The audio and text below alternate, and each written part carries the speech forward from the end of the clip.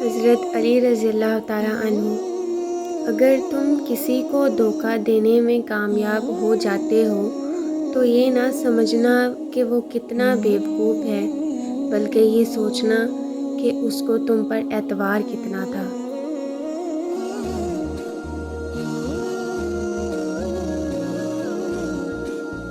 فخر دو عالم صلی اللہ علیہ وآلہ وسلم نے فرمایا، کیا میں تمہیں دو ایسے عمل نہ بتاؤں جن کا بوجھ انسان پر بہت ہلکا لیکن میزان عمل میں بہت بھاری ہے؟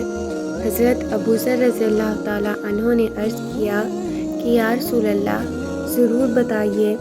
آپ نے فرمایا، خوش اخلاقی اور کثرت سے خاموش رہنے کی پابندی کرو۔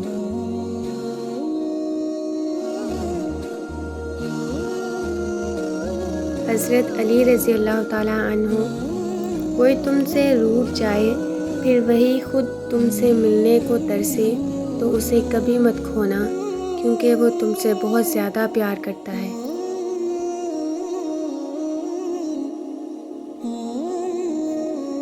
حضرت علی رضی اللہ تعالیٰ عنہ: کسی انسان کو دکھ دینا اتنا آسان ہے جتنا سمندر میں پتھر پھینکنا، مگر یہ کوئی نہیں جانتا وہ پتھر کتنا گہرائی میں گیا ہے۔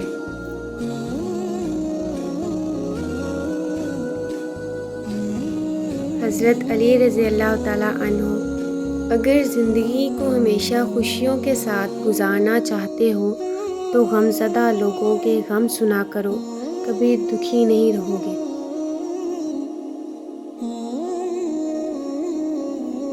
حضرت علی رضی اللہ تعالیٰ عنہ: اس سے ضرور معافی مانگو جسے تم چاہتے ہو، اسے مت چھوڑو جو تمہیں چاہتا ہے، اسے کچھ مت چھپاؤ جو تم پہ اعتبار کرتا ہے۔